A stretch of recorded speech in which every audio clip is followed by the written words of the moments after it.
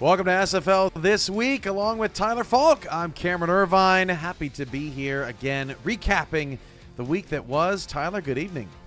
Good evening, Cam. Thanks for having me on in place of, well, not just Mike O'Neill, but Chris Curtis and Mike St. Green. Who else are you going to put on? You're going to put Pseudo on here next? Who else is coming? But no, it's good to be here. And, oh, boy, we're getting to the nitty-gritty end of the season, Cam. I am very excited.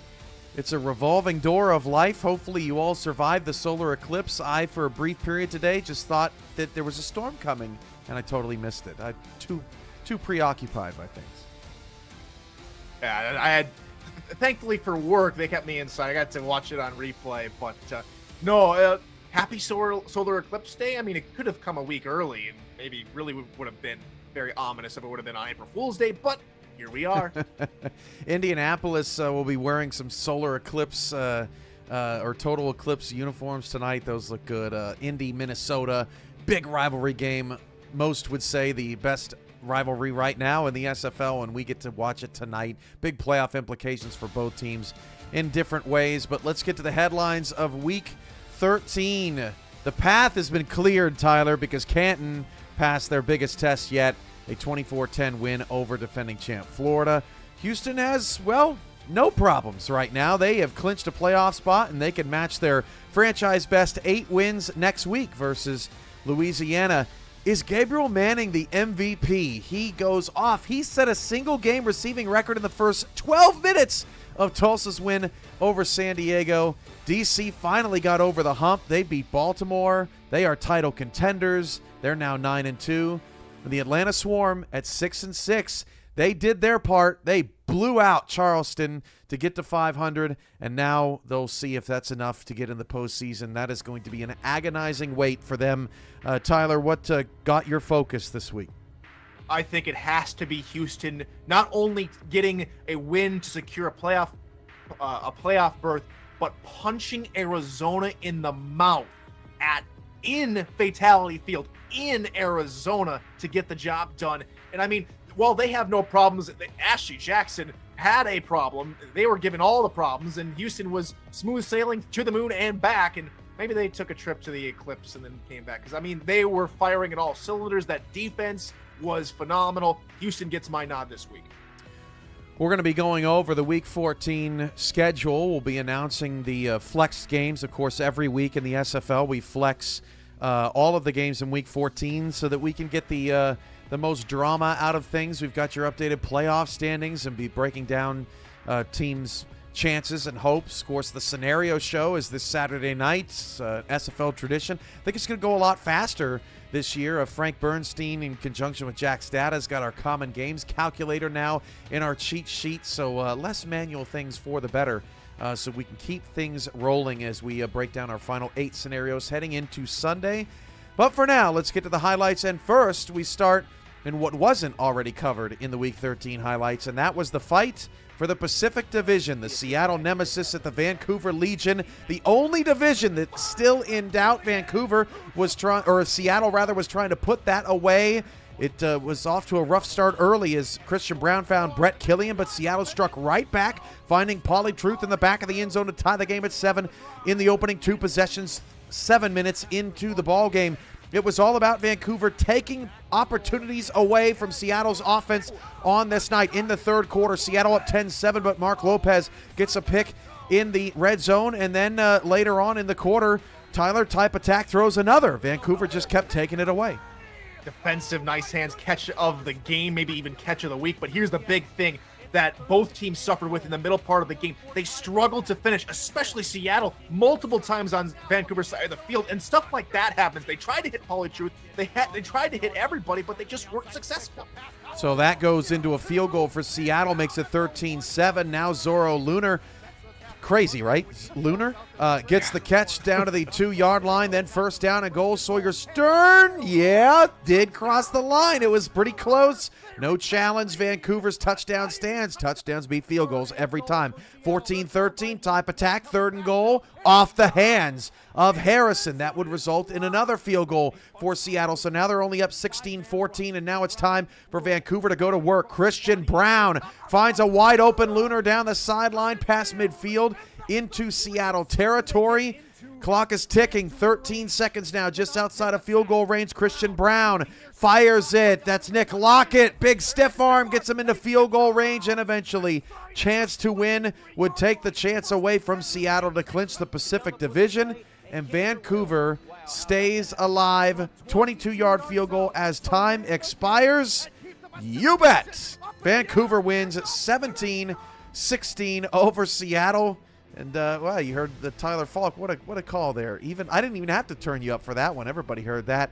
Vancouver stays alive, not only for the Pacific race, but in the playoff picture as well. You were there on the call for this. What'd you think of this game?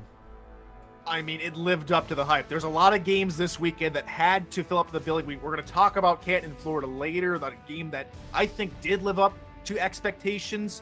And maybe the outcome doesn't pan out for a lot of people what they expected, but back to Vancouver and Seattle. Both these teams play with a lot of heart, and you can only give the win to one team. And it came down to the final possession when you need your quarterback to be in firm control of what needs to happen. He finds the open receivers. The final pass, I think, is so underrated. We didn't get to see it, but the pass to Kendra Wells, the one-handed Statue of Liberty catch, when we've seen so many times before this season, Mexico City springs to mind when they're in field goal range and throw an interception. Christian Brown stays calm, stays cool, sees Kendra out there, little wayward pass, maybe a little jitters, but still connects. Was perfect on the drive, led a masterful performance, and I mentioned earlier on the call that Vancouver, without a kicker for so long in their franchise history, they get chance to win for the last couple of seasons, and that is what he can do. You put somebody back there that really only kicks on Sundays and never really practice anything, maybe you got half and half a chance, even at that spot. Chance to win gets the win. Seattle now will take on Portland next week, and the Fleet were just sluggish against Queen City. The Corsairs took care of business 20-7. Congrats to the Corsairs. Anthony Weil with a big pick in the end zone that took points away from the Fleet. This is a game that Seattle absolutely should win, putting the pressure on Vancouver to take care of business against Mexico City, which is a much tougher opponent at this point. Do you have any doubts that Seattle loses next week? I really don't. I really don't have any doubts, and that's unfortunate for Portland fans and seeing their team play their final game in franchise history. It will be a very tough and emotional send-off as we say farewell to the Portland Fleet, at least this iteration of it. Maybe they return, who knows? But at the same time, you look at Seattle and the eye test. We talked in our pre-production meeting, Cam, that both Seattle and Vancouver passed the eye test. Now can they deliver on the final day of the regular season? It's going to be a much tougher test, like you mentioned, for Vancouver, because Mexico City is a tough team, and they have really resurged here this season. Now they have a chance to do what they did again. They go from week 13 playing on the road, getting a win. We'll talk about that game again later. In Vancouver, who struggled against Seattle at home. That game is going to be must-watch TV, because Vancouver lose, they could easily go out of the playoff picture. So Vancouver will play Mexico City next week. Let's check in on how they did in Week 13. They were at Alamo City, down 3-0 here late in the first quarter. Buford Van Dam out of the backfield. Nicely done. Jordan Sight makes it 7-3. But after this moment, the defenses were unbelievable. The ridiculousness of these fronts is just crazy. Watch these next highlights. Towards the end of the first quarter, Ace Fennick walloped, just runs right into a defender, John Osiris, flying after him. And here's another look at it. Woo! Both on rails, both defender and quarterback, and only one man was going to win that, and it was only the defender. Boom! In the second quarter, Ace Fennick on another rollout, sacked. But it wasn't Mexico City's defensive front that stole the show. It was Alamo City. 9 sacks in this game. Sipe, wham! Right from the backside. Robert Thump had 3 of them. And then on the play after this one, Jordan Sipe got hurt. Now Larry Love's in the game. Whack! Back at the 21-yard line. That forces a Mexico City field goal just before the half. 10-3 Aztecs. Now, Ace Fennick back to work. This is a 4th down play with 3 minutes to go. They're down 13-3. They tried to no huddle and get it going, but Mexico City challenges. This might be the closest, most heartbreaking challenge of the season. Look at where the ball is. Just so close. I mean, it's Johnny on the spot. Way to go from Ramos to get on the horn right away and throw down the challenge flag. That's tough. And then just to finish it off with an interception here, really seal the game and really put all hope to bed. And Alamo City, I mean, they're so tough. They're at home. They play so well in San Antonio, but it's almost like they forgot to defend the Alamo. Mexico invades NordVPN Stadium and says, we're going to put the Alamo Part 2 on you and come out with a win in our quest to get to the postseason. Rewriting history are the Mexico City Aztecs right now. So they are 6-5. If they get a win, they're in the playoffs. Vancouver gets a win and in the playoffs. Seattle gets a win and in the playoffs. Of course, Seattle needs a little bit of help. A Vancouver loss and their win to win the division. Those games will be on Sunday night. One single block at, I believe, 8 p.m. Eastern. I think that's what we have it down for. But it is 6:30. There you go. Thank you, Tyler. 6:30 Eastern on Sunday. Mexico City, Vancouver, plus Seattle, Portland. The Pacific Division will be won on Sunday night, and we'll be going through all the scenarios on Saturday evening about what happens if Mexico City and Seattle both win, or Mexico City and Vancouver and Seattle both win. What does that do to the Aztecs' playoff chances? Also, all of those things we'll be going over Saturday night. But those are the 2 games on Sunday, and those are your only 2 games on the Sunday slate in Week 14. All right, let's get to the matchup that everybody was talking about basically for the last month. Florida-Canton. Would it deliver? I think mostly it did. Early on in the game, Scar Patterson picked off by Andrew Francis. This was 11 seconds into the game, but Florida on 4th and inches on the ensuing possession can't score, and they turn the ball over on downs a few minutes later. This is the type of stuff that you need to do well against Canton. Fumble, Canton, but they recover their own fumble. Canton then missed a field goal later on in the possession, and then finally Bill Cherry gets into the end zone. Florida had their chances early in this one, Tyler, but they just couldn't capitalize. They really couldn't get Rod Cochran very comfortable, below 50% completion percentage in the ball game, and really just struggled to find his receivers because the Canton defense was swarming all over. But Art Vandelay gives Florida the spark they needed on special teams.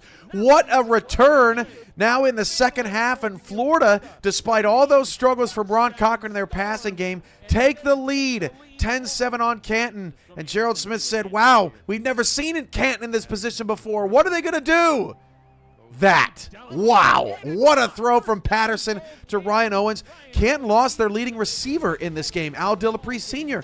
Didn't matter because Canton's offense stepped up when it counted. 1st and goal, down 3 with 5 minutes to go in the third. Look at Scar Patterson, not going to fumble this time. 14-10 as Canton starts to slowly take over. Picked off, Evan Carroll keeping things close. Now 8.5 to go. Florida is still only down 4 as they get the ball 1st and 10 to 25. 3rd and 3 on the Canton 37. They're right there.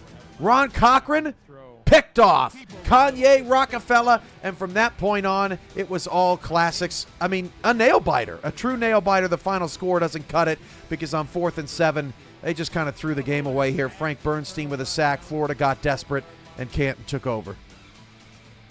Yeah, I think the big thing that we really learned from this game, Cam, is Canton is going to be the team to beat. That's no question. They are a well-coached team. You can have all the attributes all you want. You can make players phenomenal, but the biggest portion is where you put those players, how you coach those players, and how you game plan for your opponent. And Canton, against the defending champs, did exactly what they needed to do in unfriendly confines. What we learned from Florida is, yes, you have a chance to beat this Canton team, but the biggest thing you have to do is you have to be consistent and you have to convert when it matters, because every time you play this Canton team this season, you are playing in the championship game, because Canton will not give you second chances. They gave Florida 2 opportunities to get points off turnovers. Florida comes up with Zippo, and that is why we saw Canton come away with the win.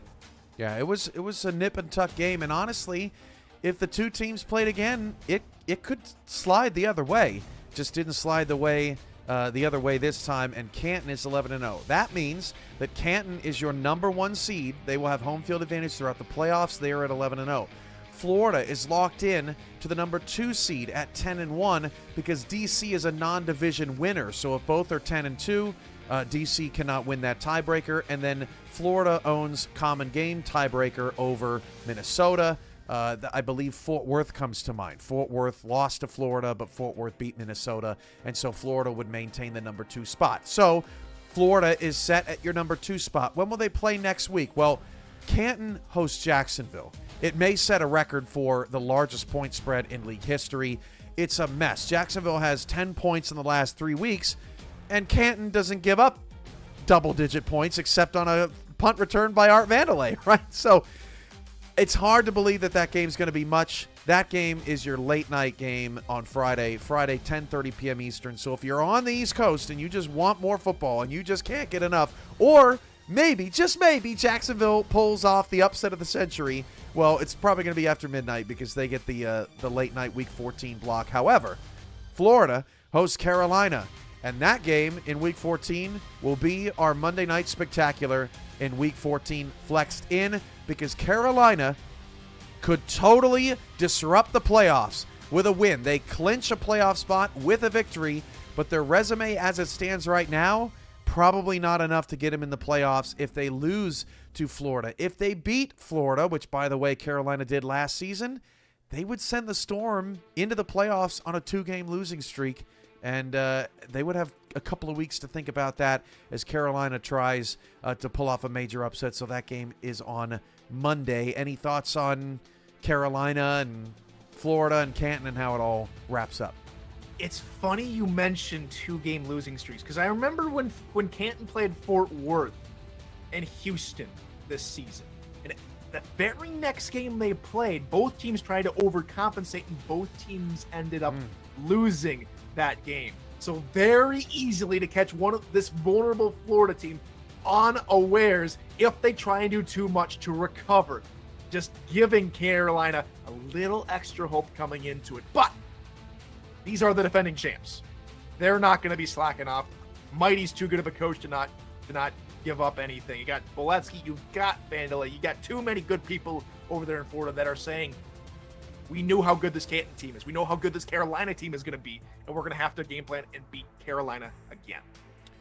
Let's go to Fatality Field now, where the Arizona Scorpions are trying to keep their playoff hopes alive against the Houston Headhunters. And my goodness, Houston is on a tear.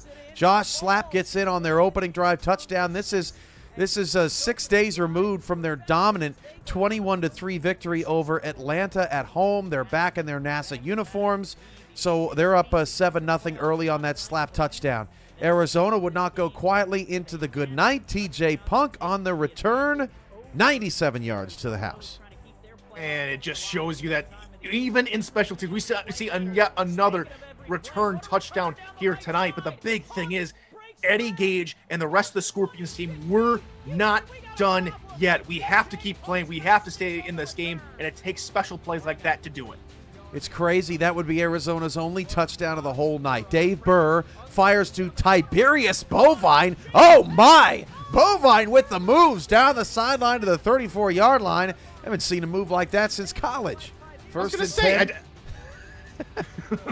You were going to say what? As Mike Burke says, I'll take that away.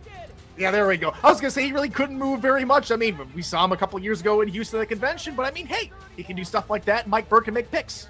Third down and goal, touchdowns in the red zone. A big part of success in football. Josh Slapp does it again. 14-7. Houston takes the lead early in the second quarter, and their offense continues to click. Now 14-10. It's Slapp again. All sorts of in the Scorpion end zone on this night. 21-10, 4:46 to go in the third.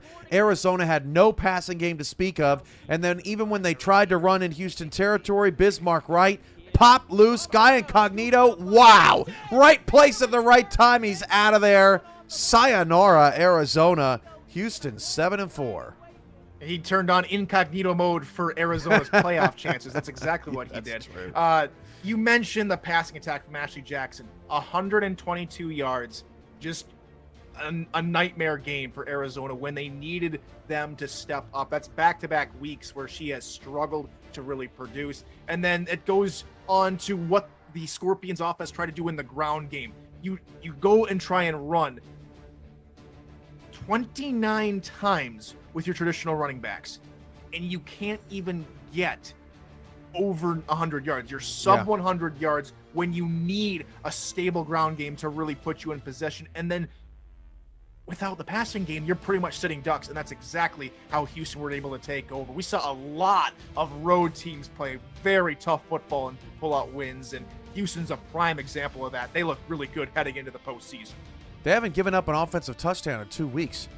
I mean, that's Canton levels types of defense right there from the Houston Headhunters. The Headhunters will play Louisiana in Week 14. Not a gimme game. 4-7 Louisiana. They're playing pretty good football over the last couple of weeks. Excuse me. They beat Jacksonville 16-10 earlier this week. Jacksonville, pretty tough defensive ball club. But Houston will take on Louisiana Friday at 8:15 p.m. Eastern. That's a part of the first block on Friday, so we'll see if Houston can improve their playoff chances, put some pressure on some other teams, or are they going to fall down into that 7-5 mess that we're expecting to see? That could take away a home playoff game for Houston. So there's still a lot on the line for the Headhunters. They play Friday at 8:15.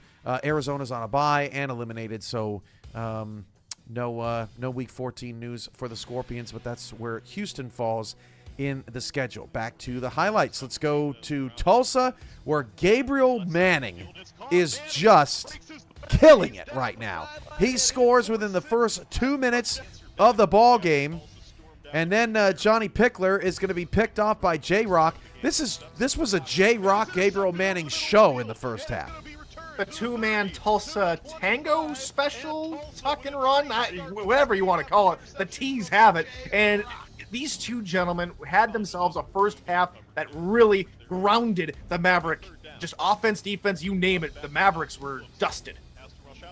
Michael Brown. Oh, man, to Gabriel Manning. 14-0 now. Tulsa all over it. Man, the Desperados on fire. They are now the third highest scoring offense in the SFL behind Florida and Canton, just in case you didn't know. First down and goal at the 10. Johnny Pickler trying to get some momentum. And once again, it's picked off by J-Rock. And Tulsa takes back over. And now we give it to Petey J. Zeller for his call of what happened next in this play. First, we're going to get another look at J-Rock's pick. He just came out of nowhere to make that play. Petey, take it away. Don't throw it to J-Rock. It's the Tulsa two-step, J-Rock and Gabe Manning. Brown on offense throws left side. Who else? Gabe Manning, but he runs backwards. Still gets out, breaks a tackle up the middle of the field. Manning to the 50, to the 40, to the 30, 20, 10. My goodness, they're going to be partying in downtown Tulsa tonight. Manning with his third of the game. Gabriel Manning, are you kidding me right now? The guy's ridiculous. Hey, how about another? Gabriel Manning in 12 minutes sets the SFL 4K23 single game receiving record. And San Diego, who was fighting for a playoff in this game, is going, what on earth? 28-3. Pickler picked off. Marco Swift, he's out of here. And wow, does Tulsa have a lot of momentum heading into Week 14 next week against Denver. This is why you pay Manning the big buck. This is why you keep the team together. You say, yeah, we were 4-8 and just barely missed out on a division title to one of the teams playing in tonight's game, Minnesota. But at the same time, you look at yourselves and say, we have Gabriel Manning, my almost undoubted MVP pick for this season, and it just goes to show you how it can happen so quickly. You let him have an inch, he will take a literal mile out of you, and he did it time and time and time and time. I think I got one more touchdown here, and time again, because he's that dynamic. And what a phenomenal night for Tulsa. Incredible. Just, you can't stop that. You cannot stop that good team from making that type of play. Tulsa with so much riding on them going into the postseason. San Diego need a massive shakeup, a massive change if they even want to sniff the postseason. Things have fallen apart for the Mavericks. They will take on Indianapolis, who could also still be in contention for a playoff spot if they pull off a win tonight against Minnesota. That game is going to be Saturday at 9:15 p.m. Eastern, so it's the last game to kick off on Saturday as San Diego and potentially Indianapolis as well try to keep their playoff hopes alive. Meanwhile, Tulsa is taking on Denver. That is how Week 14 is going to start. Friday night at 8 p.m. Eastern, Tulsa is in with a win. It would be surprising if the third best scoring offense in the league were to lose this game, fall to 6-6, and miss the playoffs, but it could happen. The Denver Nightwings are no slouch, and I believe Tulsa is on the road for that game as well.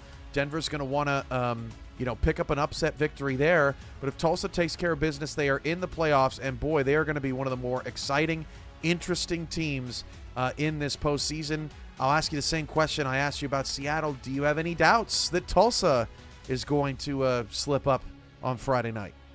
This one's a bit more tougher because, like you mentioned, it's a young, hungry Denver team out there that's playing out the stretch that just needs us one more game. And we're not looking for draft position. The draft only comes next season, so everything's still to play for. You got next season's contracts on the line. You have a spot on the roster you're potentially playing for. So, no, I think this is a game that both teams can win, especially if Bailey O'Shaughnessy gets going for Denver and Tulsa's unable to get Gabe Manning going this season. Let's talk about some other news that came across the wire this week in the SFL. The Albuquerque Adams and the Nashville Tempo getting called up to the SFL. It's the first SFLM to SFL promotions for teams.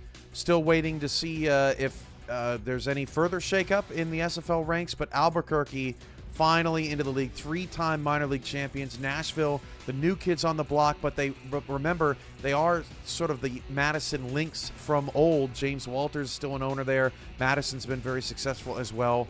Albuquerque, Nashville, what are your thoughts on them getting into the league? I think the big thing for me is, yes, you have one of the most storied SFLM franchise, even in a young, only 8-season-old history. But Albuquerque's been here from the beginning. They know how to put together good teams. They know how to run a franchise, and they did such a great job through 8 seasons. It'll be their final season coming up here in season 9. But at the same time, the Adams, with their new and fresh rebranding from last season, I think are going to be really fun to watch. Just seeing who they bring together for their inaugural season here upcoming in season 23. And the big thing for me is, I'm almost hoping for a Queen City Albuquerque Adams matchup because I want to see some neon black versus neon and black, because I think that'll be an interesting color combo. I think both teams could really come up with. And for me, if that game really comes to fruition, I want to see Queen City come up with something different for the uniforms. I want to see them show that they can really try and battle for this neon supremacy, because right now you got a team that's a lot more dynamic, a lot more, shall I say, explosive when it comes to branding, when it comes to on-field performance. So, Queen City, you got some work to do. I know you want to be that retro look, but give us a little something, please. I will say, I love Queen City's upgrades to their stadium this season with the wood finish on all of the stands and on the sidings, and to match the ship and everything. Maybe they could tie that whole look together, add a little splash of brown in there to really kind of give us that yo-ho feeling. But we'll see what Queen City does this offseason. Their future is bright as well. Their talent was a little down this year as they go through a rebuild, but they're looking great. Danny Carmichael, James Walters, excited to see what Nashville does. They have a lot of passion and motivation to be great. If you missed Danny Carmichael's interview with Ashley Jackson earlier this week, you can go to the Arizona Scorpions YouTube channel, catch out the most recent SFL Nights episode, and Danny sat down with Ashley there and talked a little bit about what he expects out of this transition. So good stuff from Albuquerque and Nashville. More SFL news on season 23 coming soon. Of course, that is the that it's a convention season, Tyler. We're going to be down in League City, Texas, and we're going to get to see Albuquerque and Nashville put their first ever SFL games at a convention. Last time that happened was in Vegas, and that was a lot of fun, Tyler. We saw Seattle and Seattle and Canton and Indy and Minnesota all playing their first SFL games at a big-time convention. There's just nothing better. Absolutely. I mean, just the atmosphere of a convention in general for the SFL is off the chains. I mean, no matter where we are, we've been in the highlights of Las Vegas, and we've been down by the river in Cincinnati, and now we're going back to Houston the second time in league history. But don't be thinking, oh, we're going back. It's not going to be a whole lot of fun. There was about maybe half the number of people that would probably typically show up to a convention. Imagine South Shore Harbor with everybody there, because that is going to be a whole lot of fun. We have a lot more things planned. We got a golf tournament. We've got a tailgate party. We got flag football coming back for its second season. And then, of course, we've got the opening kickoff to week 1 of season 23. So much to look forward to on the horizon. People forget that flag football game went to 5 overtimes. The inaugural game went to 5 overtimes. I mean, how crazy is that? Can't wait to get some Houston captains out there to talk some trash as they host. And yeah, I mean, things were closed down still back then when we were in Houston, so it'd be good to go back and do it right. All right, Baltimore and DC, the last highlight of the night. And this game got off to a slow start. It was a defensive battle early, but Chuck Stellar putting Vultures into the turf. 6-3 Vultures at this point, 6 minutes to go in the second quarter, but DC is marching and on the move. It'll be Shabazz Synergy on 2 plays later to Lauren Percoco. Yeah, wide open. Boy, it doesn't get easier than that. 10-6, Dragons on top. Now 13-6 just before the half. Baltimore not taking any chances. Mac Chima breaking a tackle, getting all the way down to the 9-yard line as Baltimore tried to tie this game up. But just like in the Seattle and in the Seattle-Vancouver game, the red zone would be a big component of the second half. Caesar Ackerman right before the half with the touchdown there, tied things up at 13. Jason Strongbow with a pick. I don't think Jack Wigmore ever saw him. First pick 6 for Jason Strongbow. Just like that, DC's up 20-13 midway through the third quarter. That was a turning point, and so was this. 3rd and goal, Warren Murray can't get in. DC built a lot of momentum here in the second half. That's one of the things that DC prides themselves on, is that run defense. When you can hold the Warhorse to below 50 yards in the game, you really force Wigmore to try and force passes.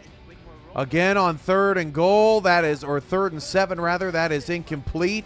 Broken up by Declan O'Rourke, and Baltimore has to kick the field goal again. So it's 20-19, 4.5 to go. Shabazz Synergy, Lauren Percoco. Risk reward. That's what happens when you get caught in man coverage. Percoco is gone. 27-19. DC now up 8. No quit in the Vultures. Under 3 to go. Wigmore to Irvin. No, check that. Wigmore to Holder for the touchdown. 27-25. But an unfortunate error here. No Warren Murray. No Hubba Kimbrell. T-Roy Gaines on the field. But no handoff to the fullback. You got a nobody back there. That is a killer 2-point miss for the Vultures. 3rd and 6. DC's trying to wear them out, and that's what they do. Kevin Say breaks a tackle, gets a first down. Ball game over. DC 9-2. They still have a chance at the 3 or 4 spot with a bye. They did lose to Fort Worth, so they got to keep the Toros off their heels. But the DC Dragons, despite not winning the division, because that's been Canton's, I mean, I could argue that they played Canton just as tough as Florida did. You know, they're right there, just like the Storm are. Yeah, it's another team that we could be talking about, especially with that run defense. We know how Canton prides themselves on trying to get things going with Rojo and Logan Lee. And so this showing to stop a former dynasty now, because Baltimore right now have fallen from grace. They now have an unfortunate new history mark in their long legacy, the most losses in a single season for the Baltimore Vultures this season with 5. And you look at a team like 5 losses in a season, that's not that bad. That's just above 500. But that's what Tulsa does every season. Exactly. and you realize for Baltimore, they've always been 8-4 or better in winning championships. Now they're stuck in the slog of possibly having to play a wild card game, something foreign but not unaccustomed for the Baltimore Vultures. And they've come back from having to play an extra playoff game as well. So Baltimore not done, but DC making them look human. It looks like even with a loss to Fort Worth, because they own so many tiebreakers over 6 and 6 teams, they have a strong strength of victory. The odds that Baltimore misses the playoffs are pretty slim to none right now. But I feel like if they beat Fort Worth, they're probably going to get a home playoff game in the wild card round. And if they don't beat Fort Worth, they're definitely going to be on the road for that playoff game. And that's something that we haven't seen in quite some time, if ever. Baltimore on the road in a wild card game. They beat Fort Worth last year in an upset in the semifinals. Fort Worth was undefeated. They were the number 1 seed. Fort Worth's going to be looking for revenge. That Fort Worth game is going to be Saturday at 9 p.m. Eastern, so it leads the second block. In the early block, Saturday at 6:30 and 6:45, is the battle for those buys. DC and Minnesota can take care of business. The Dragons take on Queen City. If they win, they go to 10-2. They're definitely a top 4 team. If Minnesota beats Charleston and wins tonight, they will also be 10-2. But it all comes down to whether Fort Worth wins, because at 9-3, again, they've won their division. They beat Minnesota head-to-head. They beat DC head-to-head. So Fort Worth owns a lot of tiebreakers. DC probably least likely to get a bye if Fort Worth gets a win, just because they didn't win their division. But a lot still to be decided. That is all Saturday night across the SFL. And so with that all being said, let's get to your updated playoff scenarios. And here's where it all shakes out. As we said, Baltimore right now owns a lot of tiebreakers, but they are currently the 8 seed. And if the playoffs started today, it would be an 8-9 rematch with Seattle. That was a Monday night spectacular game that drew a lot of attention early on in the season. You see all those 6 and 5 teams. Mexico City, for the first time all year, is on this graphic at 6 and 5. They are your current 12 seed. Atlanta waiting in the wings, 6 and 6. But remember, they beat Charleston badly. They beat Mexico City about a month ago. So Atlanta does have some tiebreakers in their favor. They are in a wait-and-see mode at the 13 spot. Charleston leads the 5 and 6 bunch. Alamo City's in a rough spot. San Diego's in a rough spot. But if Indy wins tonight, they could potentially climb ahead of Charleston and be kind of in that 14 spot with a key game against San Diego next week. So as everything stands now, what do we think about this playoff picture? I mean, it's still up in the air. We look at where everybody sits right now. All those 6 and 5 teams, besides maybe Baltimore, we're looking at if Vancouver loses, they could easily be out of the playoffs. Seattle loses, there could be out of the playoffs. Tulsa, same thing. Tulsa, everybody up there could easily fall off the playoff ladder if certain teams win and if other teams fail to do their job to help these teams. The biggest one I'm looking at right now is one of the teams playing tonight. That is Minnesota, and that is Indy. Minnesota wins, they're right there in the top 4, but if Indy wins, they all of a sudden have one of the best SOVs among 5 and 6 teams that could potentially sneak into the playoffs the last couple seconds of this season and really spoil the party for a whole bunch of teams that are currently thinking, we just need a win, but they don't take care of business, and then they find Indy taking their spot. This is so much to play for. We're looking at week 13 like this should have been week 14, but we have to look at week 14 for what it is, and you realize that while there are teams that have already clinched a playoff, playing teams that are still looking to fight, those teams that are there cannot afford to give ground to those teams, and likewise, the teams that are up there can't be too desperate, otherwise they give the game away. So much to play for in the final week of the regular season, but we can't talk about that just yet. I would say teams most desperate for a win in Week 14 currently on this graphic. Charleston's a given, but Carolina and Mexico City, the resumes just aren't there. 316, right? Everybody else, 423, 502, 364. They're pretty far ahead, right? Carolina could vault up. I did the math last night. If they're 316 now, I believe if they beat Florida, that goes up to like 490. So it totally transforms where Carolina could sit in the playoff race. And then obviously Mexico City win and in. That's just a huge game against the Vancouver Legion. It's wild. So we've got about 11:35 to kick off between Indianapolis and Minnesota, the big rivalry game tonight. But first, let's go back and look at Week 14 as a whole. We've announced all the dates and times. So Friday night, Tulsa takes on Denver. That's what starts us. We'll see what Houston can do against Louisiana. And then in the late block, Canton should take care of Jacksonville. Alamo City's got Los Angeles. Alamo City needs a lot of help and a win, so we'll see what happens there. On Saturday, buys are at stake. DC and Minnesota try to hold off the Toros, who have a win over both for first-round buys. So DC, Fort Worth, and Minnesota all in action on Saturday. And potentially, could Baltimore somehow fall out of the playoffs? It's hard. It's very difficult to see that from a math standpoint, but all Baltimore has to do is win, and they are definitely in the playoffs. That game is Saturday night at 9 p.m. Eastern. The Pacific will be decided on Sunday. Vancouver, Seattle, both in action, along with Mexico City, who has a win-in scenario themselves. And then game 150, that will be Carolina and Florida of this SFL regular season. So Carolina controlling their fate, and others going on in the playoffs. All right, so Minnesota and Indianapolis. I'm just realizing that the wrong graphic here. Let's see if we can...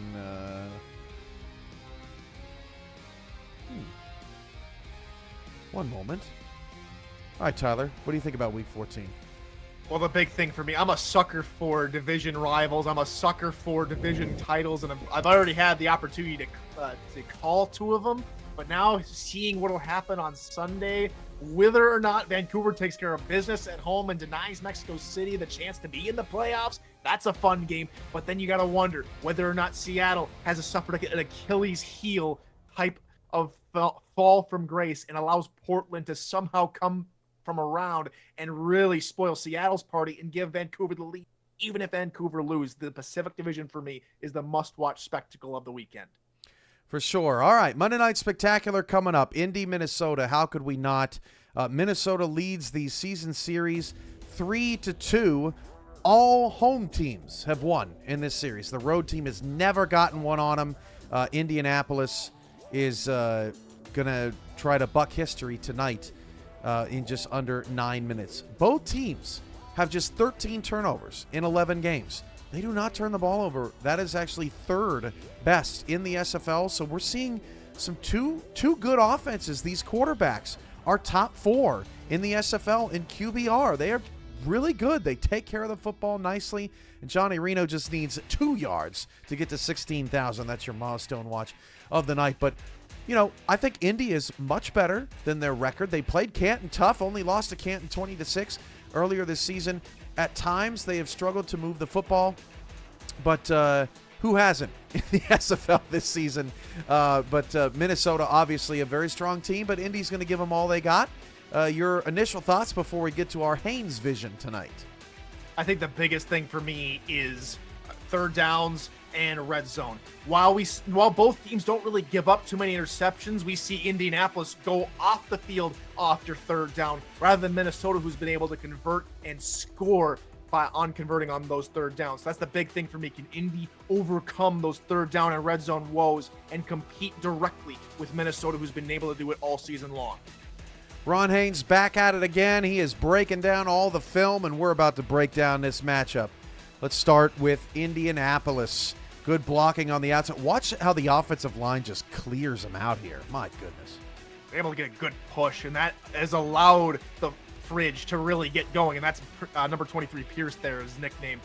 Christian is able to find holes because the offensive line does such a great job. Now let's take a look at Ryan Roosevelt, and who's not lined up here is Jeff Banfield, who comes across on a crossing route, which really makes the safety overthink. I have to play back because I got 2 defenders crossing over in front of me, and that allows Pierce to connect with Roosevelt for an easy touchdown. That's exactly what Indy's going to try and do tonight.